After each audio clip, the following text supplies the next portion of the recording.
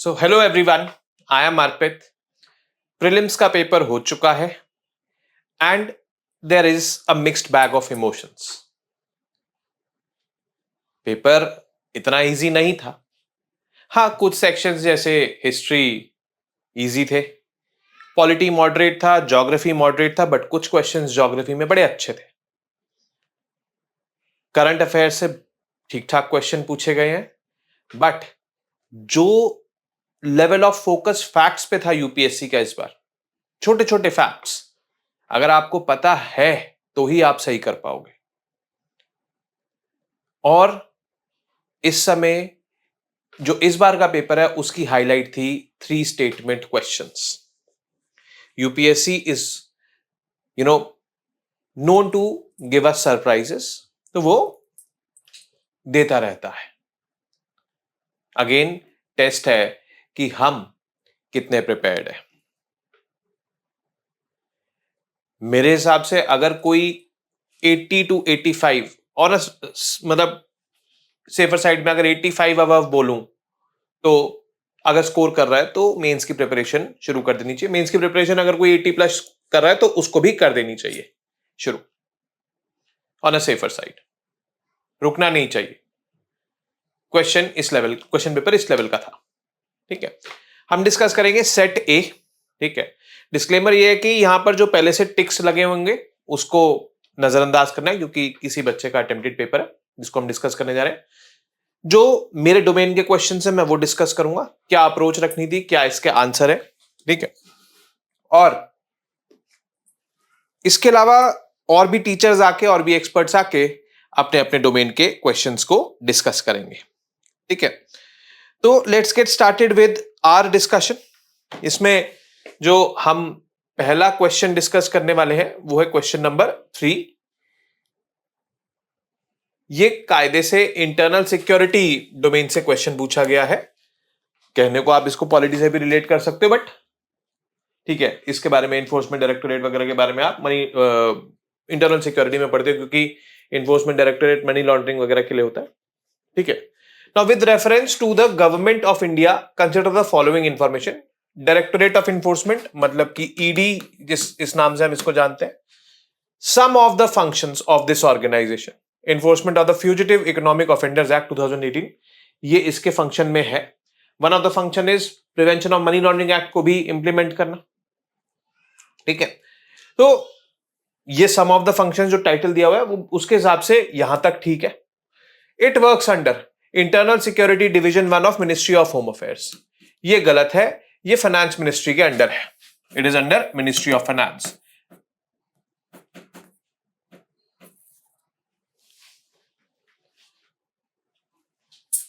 Nineteen 56-57 में establish हुई थी, तो ऐसा।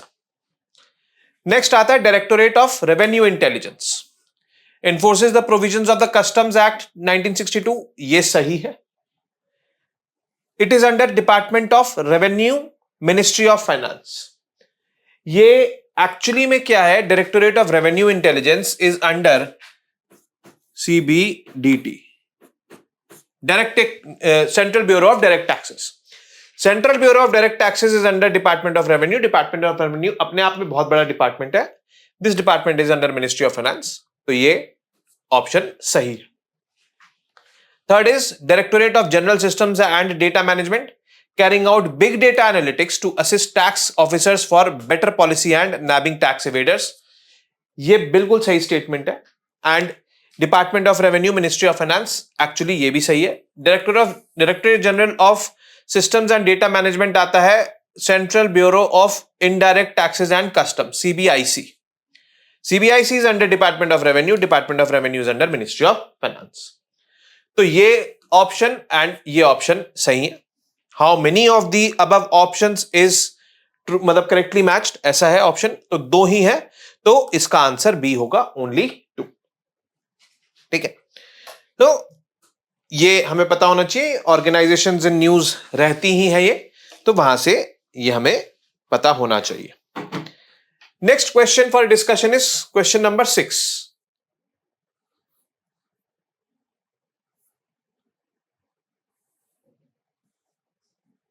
हाँ, अब क्वेश्चन नंबर 6 कह रहा है, consider the following statements. India has joined the mineral security partnership as a member. ये 2023 में कर लिया था इंडिया ने join. India is a resource rich country in all the 30 critical minerals. National critical mineral mission के हिसाब से 30 critical mineral हैं जो हमने आइडेंटिफाई करे। बट स्टेटमेंट कह रहा है हम सारे के सारे क्रिटिकल मिनरल्स में रिसोर्स रिच है। ऐसा नहीं है। रेयर अर्थ एलिमेंट्स चाइना से इंपोर्ट कर रहे हैं, कोबाल्ट, निकल, वी आर नॉट एडिक्वेट। तो ये दूसरा स्टेटमेंट है रॉन्ग। पहला स्टेटमेंट सही, दूसरा स्टेटमेंट रॉन्ग।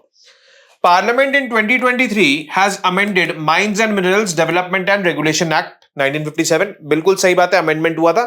बट अमेंडमेंट में क्या हुआ था? अमेंडमेंट में यह हुआ था कि सेंट्रल गवर्नमेंट ही इंपावर्ड है to exclusively auction mining lease and composite licence for certain critical minerals.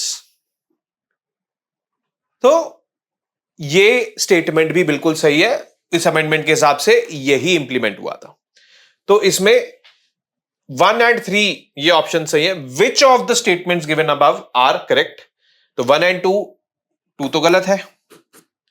ये 3 ऑप्शन हट गए, बचा एक, 1 and 3 ओनली। ठीक है, तो ये क्वेश्चन अगर आपको ये पता है कि हम सेल्फ सफिशिएंट नहीं है क्रिटिकल मिनरल्स में, आप तब भी कर पाते हैं। ठीक है, अगला क्वेश्चन जो है वो है क्वेश्चन नंबर 21 जो हम डिस्कस करने जा रहे हैं।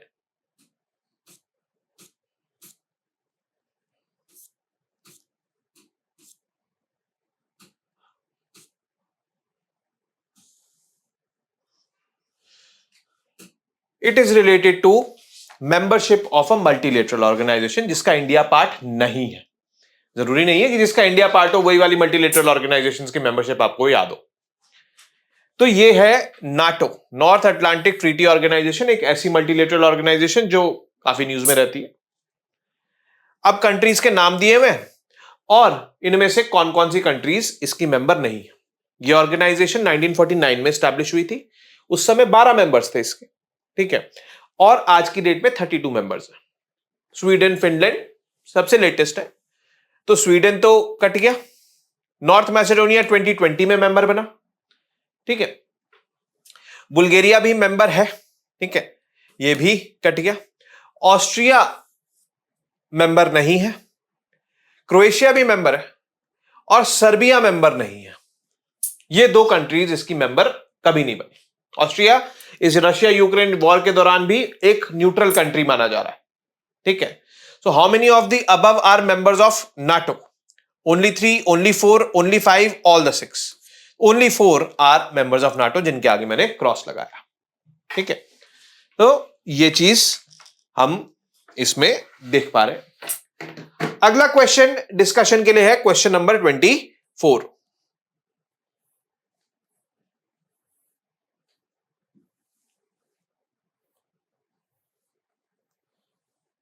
Consider the following statements about turmeric during the year 2022-23। क्यों है? क्योंकि जी नेशनल बोर्ड फॉर टर्मरिक की फॉर्मेशन हुई थी इस दौरान। अब यहां पर ये हमें पता लगता है कि सिर्फ 1 साल के करंट अफेयर जरूरी नहीं है भाई, उससे पहले के भी आ जा रहे हैं। ठीक है, India is the largest producer and exporter of turmeric in the world. ये सही है। 62% of the global turmeric is produced in India. More than 30 varieties of turmeric are grown in India. अब ये जो स्टेटमेंट है ना, ये स्टेटमेंट इस क्वेश्चन को थोड़ा कंट्रोवर्शियल बनाता है। जब नेशनल टर्मरिक बोर्ड का उद्घाटन हो रहा था तो हमारे मिनिस्टर का ये स्टेटमेंट था जो कि पीआईबी पे भी दिया हुआ है कि 30 वेराइटीज ऑफ टर्मरिक। कई न्यूज़पेपर आर्टिकल्स में मोर देन 30 दिया है। तो यूपीएससी अब किसको पकड़ेगा, ये चीज हमें देखनी है। ठीक है, सेकेंड स्टेटमेंट इज डाउटफुल। ठीक है, पीआईबी पे 30 है, मिनिस्टर के बयान में 30 है। ज्यादातर मेरे को लगता है यही मानना चाहिए। एक और एंगल भी, अगर 2022-23 के बाद कोई और वैरायटी ऑफ टर्मरिक अगर फाउंड है, वो मार्केट में आ गई है, तो ये स्टेटमेंट सही है। वो मिनिस्टर का बयान उस समय सही था, बट आज की डेट में वो सही नहीं है। तो बहुत सारी एंगल्स है। Maharashtra, Telangana, Karnataka and Tamil Nadu are major turmeric producing states in India. ये स्टेटमेंट बिल्कुल सही है, ये भी पीआईबी पे दिया हुआ, ये चारों स्टेट्स।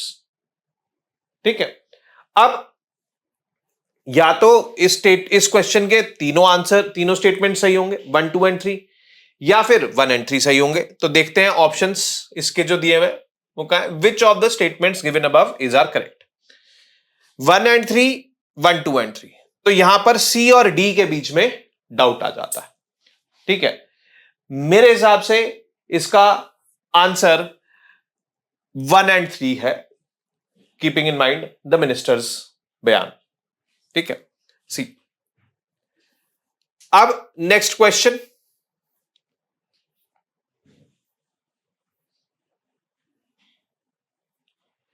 ये सब आउट ऑफ डोमेन है मेरे। हाँ, ये आ गया। Consider the following statements about the राष्ट्रीय गोकुल मिशन। 2022 में ये स्कीम चर्चा में थी काफी। ठीक है, अब इसमें पहला स्टेटमेंट है, it is important for upliftment of rural poor as majority of low producing indigenous animals are with small and marginal farmers and landless labourers. ये एक फैक्ट है, इंडिया में जो एनिमल हस्बेंड्री करते हैं उनके पास जो कैटल है वो लो प्रोड्यूसिंग है, इंडिजिनस ब्रीड्स है सारी, और वो उनकी प्रोडक्टिविटी कम है। लो प्रोड्यूसिंग या लो प्रोडक्टिविटी वाली जो कैटल ब्रीड है वो सस्ती आती है और वो लो इनकम वाले अफोर्ड कर सकते हैं। और सिंस वो उनकी इतनी ज्यादा टेक केयर नहीं कर पाते, उनको चारा नहीं खिला पाते, तो उनकी प्रोडक्टिविटी लो ही रहती है। तो ये कॉमन सेंस बेस्ड क्वेश्चन है, यहां से पहला स्टेटमेंट हम सही कर सकते हैं। It was initiated to promote indigenous cattle and buffalo rearing and conservation in a scientific and holistic manner. ये भी बिल्कुल सही है, indigenous cattle and buffalo rearing की इसमें बात की गई है। तो इस क्वेश्चन का answer is C, both 1 and 2 are correct. ठीक है, तो ये सी है इसका, तो मतलब इसमें कोई डाउट ही नहीं है इस आंसर में। ठीक है, अब अगले क्वेश्चन की तरफ चलते हैं। अगला क्वेश्चन है question number 35।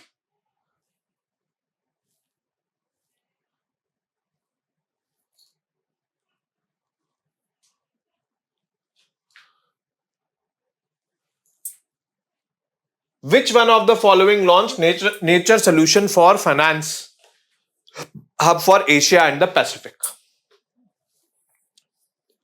Factual question, direct question. ठीक है, एशियन डेवलपमेंट बैंक इसका आंसर है। ठीक है, इन्होंने लॉन्च किया था और इसका काम है इनोवेटिव फाइनेंशियल सॉल्यूशंस ढूंढना फॉर नेचर कंजर्वेशन। क्योंकि नेचर कंजर्वेशन इतने ज्यादा इकोनॉमिकली रिवॉर्डिंग नहीं होते इंस्टेंटली, तो इसलिए इस पे फोकस कम जाता है।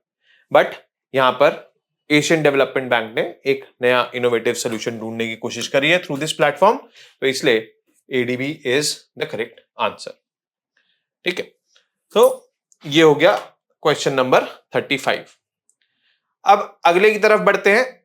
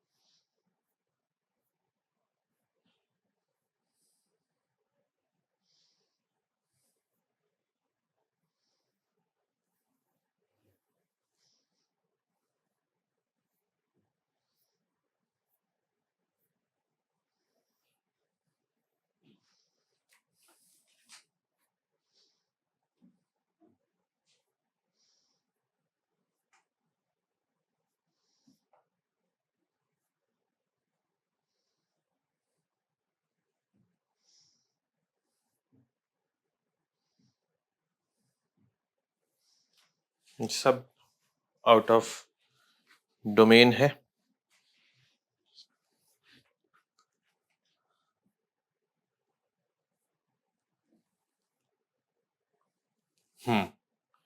अब आते हैं इस पे, क्वेश्चन नंबर 62 पे।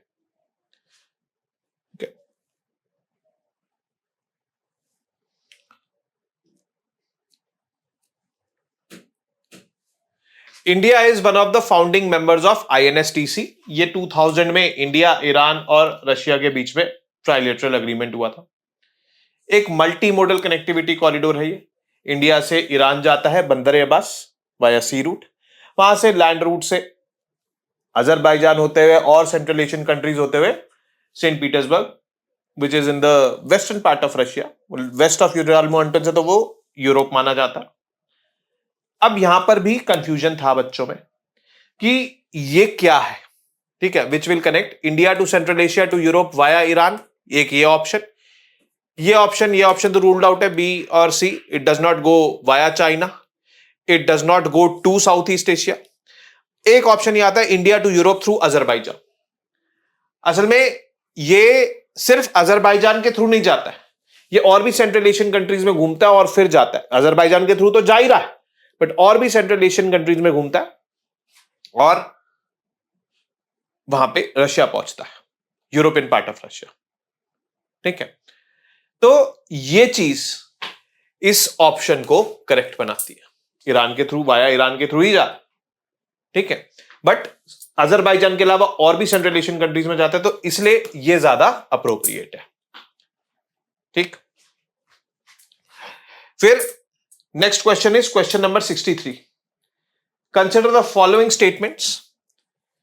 स्टेटमेंट 1 है, of the two major ethanol producers in the world, that is Brazil and the US of America, the former produces more ethanol than the latter. Former मतलब ब्राजील यूनाइटेड स्टेट्स से ज्यादा ethanol produce करता है, ये statement wrong है। USA produces around 52% of the world's ethanol, और USA का primary source of producing ethanol is corns. Unlike the United States of America, where corn is the principal feedstock for ethanol production, Brazil में it is sugarcane is the principal feedstock for sugarcane production in Brazil। ये बात ठीक है। और Brazil में 27% mandatory कर रखा है इथेनॉल ब्लेंडिंग, जैसे यहाँ पे 20% है हमारी नेशनल बायोफ्यूल्स पॉलिसी के हिसाब से।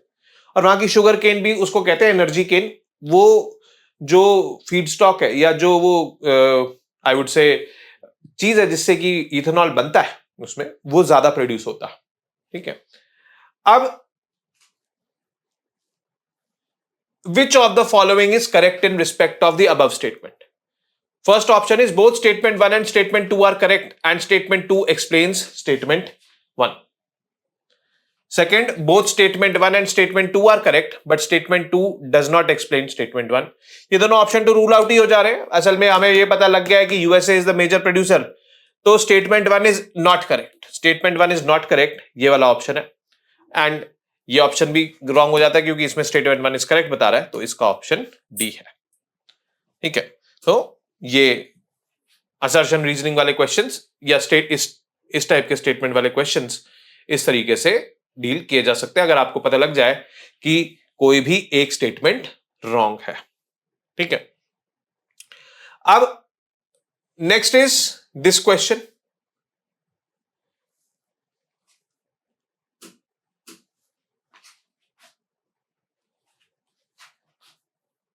ये फाइनेंस कमीशन ऑफ इंडिया से रिलेटेड स्टेटमेंट्स है। ठीक है, और पहला स्टेटमेंट है, it has recommended grants of 4800 crore from the year 2022-23 to the year 2025-26 for incentivising states to enhance educational outcome. याद रखना बहुत मुश्किल है भाई, ऐसा ऐसा फैक्ट पूछ दिया। Second statement is 45% of the net proceeds of union taxes are to be shared with the states. Finance commission, a constitutional body which decides devolution of taxes among the center and the states। तो ये जो statement है ये हमें पता है कि ये रॉन्ग है, क्योंकि ये बड़ा सिंपल है। 5 साल में एक बार फाइनेंस कमीशन बैठती है, आपको हर एक फाइनेंस कमीशन का पता होना चाहिए कि भाई 15th फाइनेंस कमीशन ने कितना किया, और 15th फाइनेंस कमीशन ने किया है 41%, 45 नहीं करा, तो दूसरा स्टेटमेंट हो गया रॉन्ग। तीसरा statement, 45,000 crore are to be kept as performance based incentives for all states for carrying out agricultural reforms. पता नहीं, डिफिकल्ट है, याद रखना। It was reintroduced tax efforts criteria to reward fiscal performance. ठीक है, अब यहां पर हमें एक स्टेटमेंट पता है कि ये गलत है।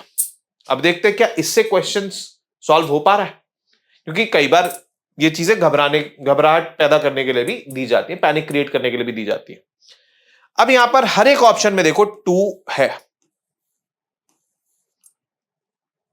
ये रहा 2, सिवाय एक के 1, 3 एंड 4। तो ऑब्वियस सी बात है कि C is the correct option over here. ठीक है, अगला question, consider the following countries UAE, France, Germany, Singapore, Bangladesh. इनमें से कौन कौन सी कंट्रीज में international merchant payments are accepted under UPI? Question ये है। अब एनपीसीआई की वेबसाइट पे टोटल 6 कंट्रीज हैं जहां पर ये एक्सेप्टेबल है। उन 6 कंट्रीज में से यूएई है, फ्रांस है, 2025 में जब एआई एक्शन समिट के लिए गए थे तब ये वहां पर इंट्रोड्यूस किया था। सिंगापुर 2024 में गए थे तब वहां पर इंट्रोड्यूस किया था। जर्मनी में नहीं है, बांग्लादेश में नहीं है। तो ओनली 3 यानी कि इनमें है। ठीक है,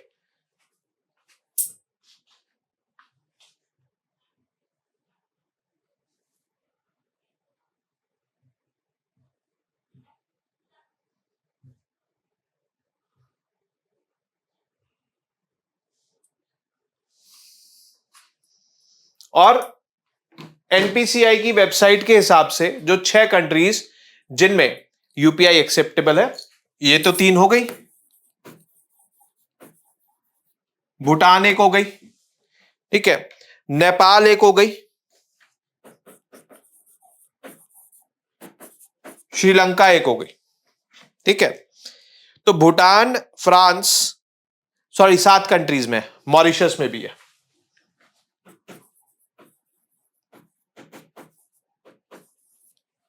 मॉरिशस, भूटान, नेपाल, श्रीलंका,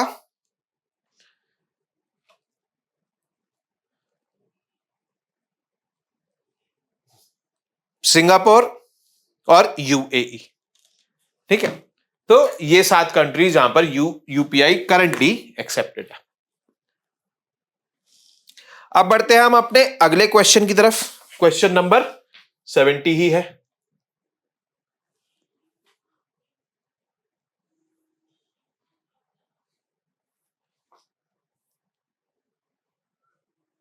अच्छा, 70 तो हमने कर लिया है, 79 है अब अगला question.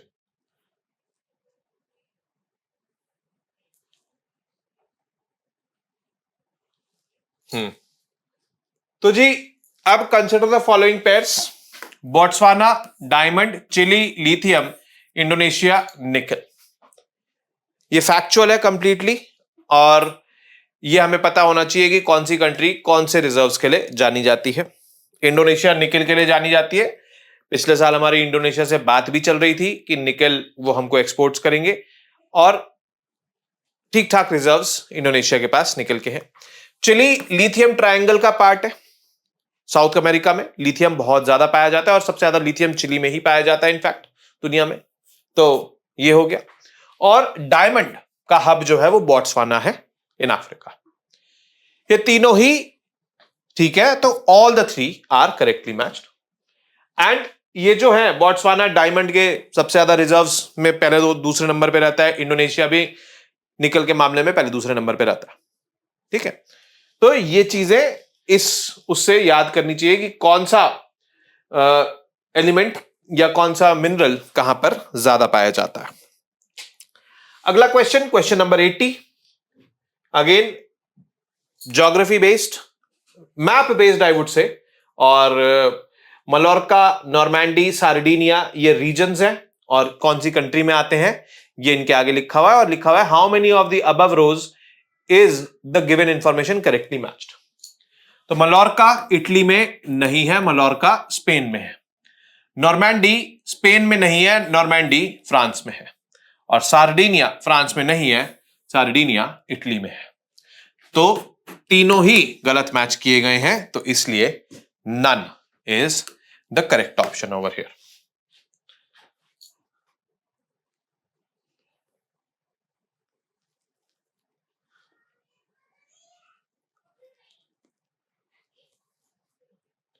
Next is 84 with reference to India's defence consider the following pairs. Dornier 228 ये वो एयरक्राफ्ट है जो इंडिया ने मालदीव्स में स्टेशन कर रखा था, और ये एक मैरीटाइम पेट्रोल एयरक्राफ्ट के अलावा मल्टीपर्पज एयरक्राफ्ट है, तो ये पेयर तो is correctly matched.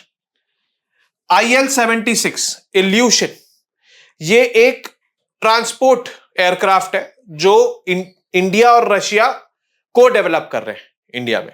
Hindustan aeronautics limited है इंडिया की तरफ से। ये सुपरसोनिक कॉम्बैट एयरक्राफ्ट नहीं है, फाइटर जेट नहीं है ये, ठीक है। तो ये ऑप्शन आपका गलत हो गया। C-17 Globemaster 3 military transport aircraft है, ठीक है। ये मिलिट्री ट्रांसपोर्ट एयरक्राफ्ट है एंड ये हमने अमेरिका से लिया है, ये बिल्कुल ठीक है। और अमेरिका के अलावा अगर कहीं पर ये है तो वो इंडिया में इंडियन एयरफोर्स इसका खूब इस्तेमाल करती है। तो जी इसमें 1 और 3 यानी कि 2 ऑप्शंस ठीक है, तो इसलिए B is the correct option over here, ठीक है। अब आता है अगला क्वेश्चन, ये है artificial way of causing rainfall to reduce air pollution. Delhi government इसको इस पॉसिबिलिटी को एक्सप्लोर कर रही है, और जनवरी में ये न्यूज में था। एंड ये कॉज किससे होता है? क्या करते हैं हम? सिल्वर आयोडाइड या पोटेशियम आयोडाइड या ड्राई आइस हम ऊपर जाकर स्प्रिंकल करते हैं थ्रू एन एयरक्राफ्ट, आजकल तो ड्रोन से भी कर सकते हैं। तो वो क्या करता है, वो जो डिस्पर्स क्लाउड्स होते हैं उसको कंडेंस करता है, क्लोज लेकर आता है, डेंसिटी बढ़ाता है, कंडेंसेशन होता है, कंडेंसेशन से प्रेसिपिटेशन होता है। आर्टिफिशियल वे से रेन कॉज होती है, और वो जब रेन नीचे आती है तो जो सस्पेंडेड पार्टिकुलेट मैटर ये सब चीजें होती है तो वो नीचे लेकर आती है उनको अपने साथ, डस्ट सेटल होती है जिसकी वजह से पोल्यूशन कम होता है। तो इसका सीधा सीधा आंसर है silver iodide and potassium iodide, as simple as that. ये डायरेक्ट न्यूज़पेपर से क्वेश्चन दिया हुआ है, जनवरी में न्यूज़पेपर में था ये।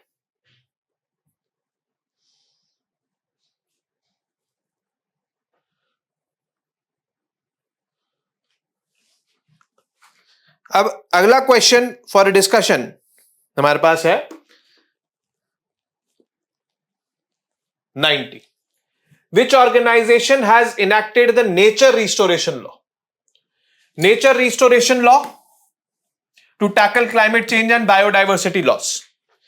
ये अगेन फैक्चुअल है, स्ट्रेट फॉरवर्ड है, यूरोपियन यूनियन ने किया है। टारगेट है कि 2030 तक 20% रिस्टोरेशन करना है ऑफ द डिग्रेडेड लैंड, और 2050 तक जितना भी डिग्रेडेड लैंड है सबको रिस्टोर करना है। This is a fight against desertification bye European union, तो इसका ए ऑप्शन है।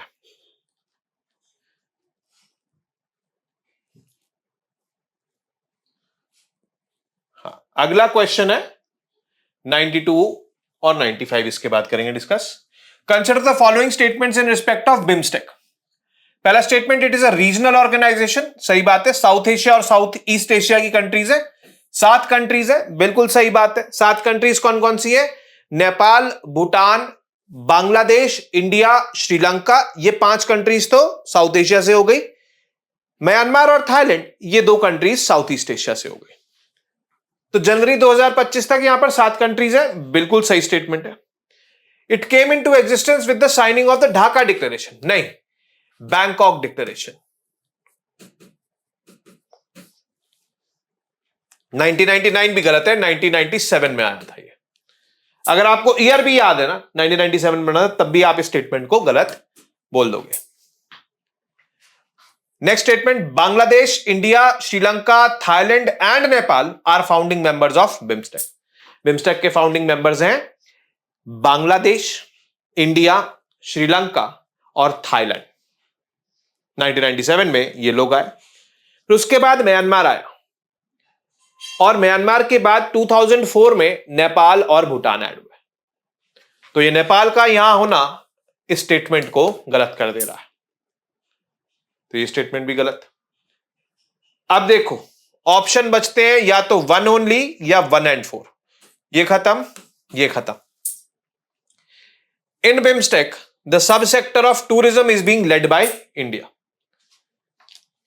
यहां पर 14 सब सेक्टर्स हैं, और इंडिया कई सारे सब सेक्टर्स को लीड करता है, जैसे टूरिज्म है, एंटी टेररिज्म है, ये सब टाइप की चीजें।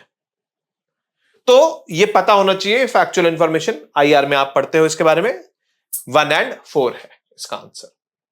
अभी हाल ही में इसका 6th समिट भी हुआ था जहां पर हमारे पीएम गए थे। ठीक है, तो 92 का सी हो गया। ठीक है, अब next is 95।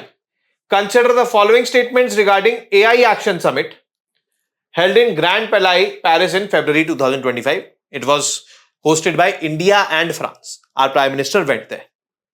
So, co-chaired with India.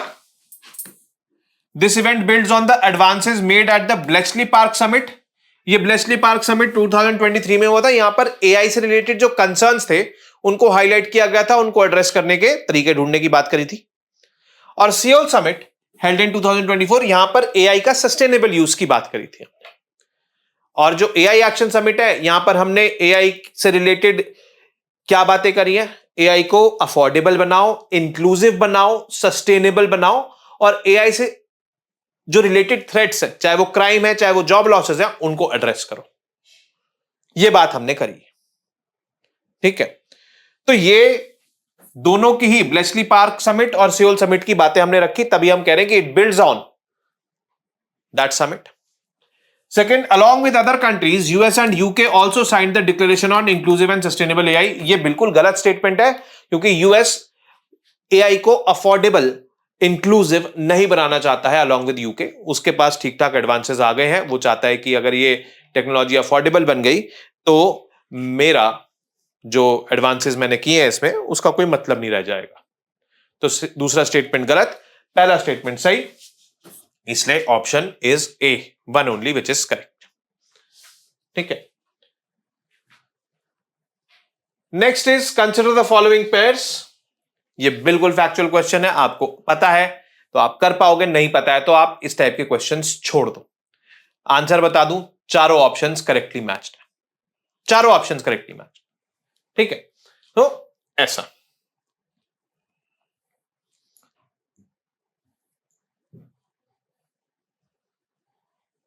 अब आते हैं अगले question number 97। Consider the following statements with regard to BRICS. 16th BRICS summit was held under chairship of Russia. बिल्कुल सही स्टेटमेंट है, in Kazan. Absolutely right statement, it is October 22 to 24 2024 16th BRICS summit, Kazan. Indonesia has become a full member of BRICS. ये statement भी बिल्कुल सही है, 2025 में बना। The third statement, the theme of 16th BRICS Summit was strengthening multiculturalism for just global development and security. Actually theme थी strengthening multilateralism. ये एक वर्ड पे यूपीएससी खेल गया यहां पे। It is not multiculturalism, it is multilateralism. अगर आपके में अलर्टनेस है, अवेयरनेस है, सिर्फ रिकॉलिंग से काम नहीं चलेगा। आपने रिकॉल कर लिया, अच्छा ये कुछ तो ऐसा था, just global development and security से रिलेटेड था, और आपने टिक मार दिया इसको सही, तो प्रॉब्लम हो जाएगा। ठीक है, हालांकि ऑप्शंस में हिसाब किताब बन नहीं रहा, बट आपके में अगर ये डाउट आ रहा है कि इंडोनेशिया ने अभी तक कोई समिट अटेंड नहीं किया, तो इंडोनेशिया को काउंट करें या नहीं करें as a member. Summit attend करने से नहीं होता, वो उसका फॉर्मल इंडक्शन हो गया तो वो है। ठीक है, तो थर्ड स्टेटमेंट हो गया रॉन्ग, तो 1 and 2 that is a is the correct option over here.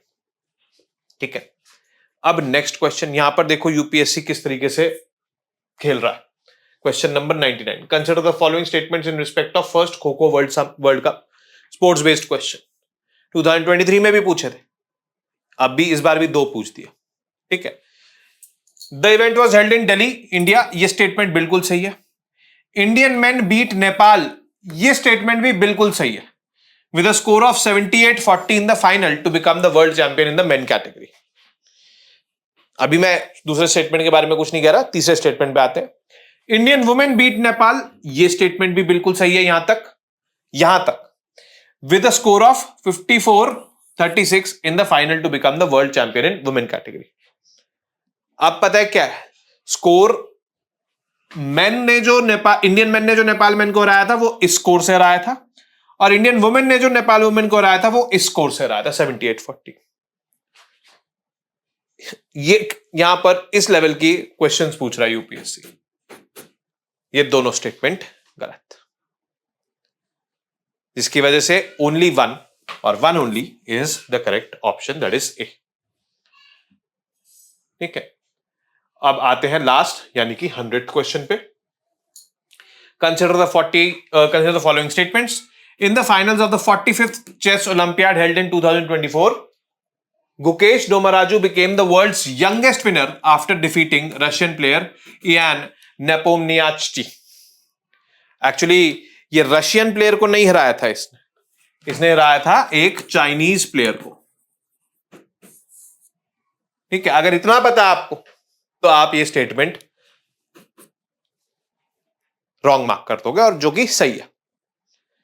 दूसरा statement, Abhimanyu Mishra an American chess player holds the record of becoming world's youngest ever grand master. ये स्टेटमेंट ठीक है। Which of the statements given above is are correct? Two only, that is B is going to be the correct option.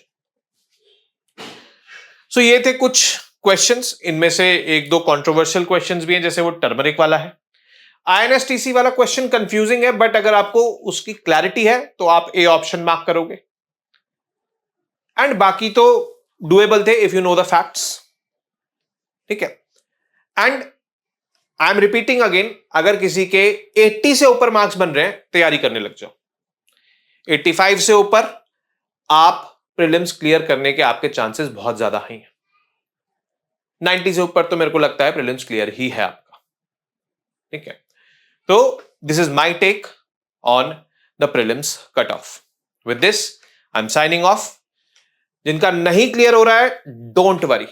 You can join us for your year-long preparation. हम जल्दी ही एक batch start करने वाले हैं, जहां पर हम year-long mentorship देंगे आपको। And hopefully, अगर आपने sincerely और consistently पढ़ा, तो next year you definitely will be in the race. Don't get disheartened. अपना दिल दिमाग सब कुछ मजबूत रखिए, क्योंकि ये यूपीएससी है, and you are fighting for one of the best services not only in India but in the entire world. With this, signing off, namaste, Jai Hind, take care.